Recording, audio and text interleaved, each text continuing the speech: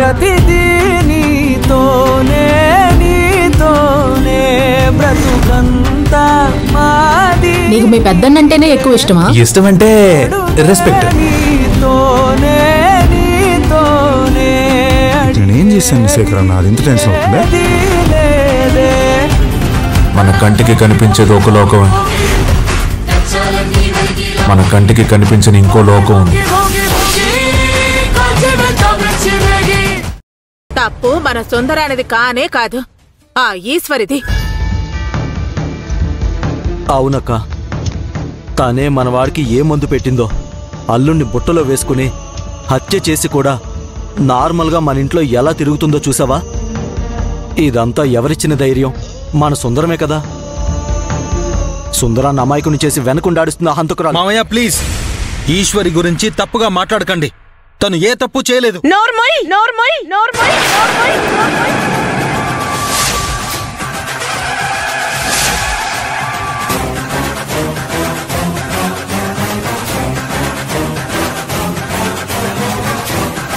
ఇంకొక్కసారి ఈశ్వరిని సమర్థిస్తూ మాట్లాడావంటే నేను సహించను.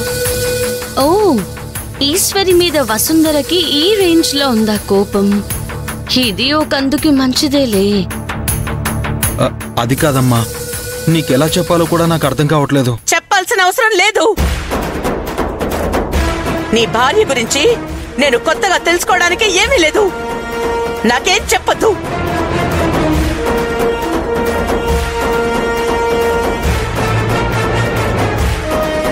ఆంటీ, నేను మధ్యలో దూరుతున్నానని అనుకోకండి.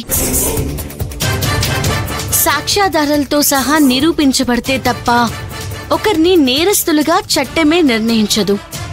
అప్పటి వరకు ముద్దాయిగానే పరిగణిస్తుంది. కానీ మీరు ఏ సాక్ష్యం లేకుండానే ఈశ్వరిని హంతకురాలని నిర్ణయించేశారు. చూడమ్మా, నీకు తను కొన్ని రోజులుగా తెలుసు, కానీ మాకు ఆమె గురించి పూర్తిగా తెలుసు.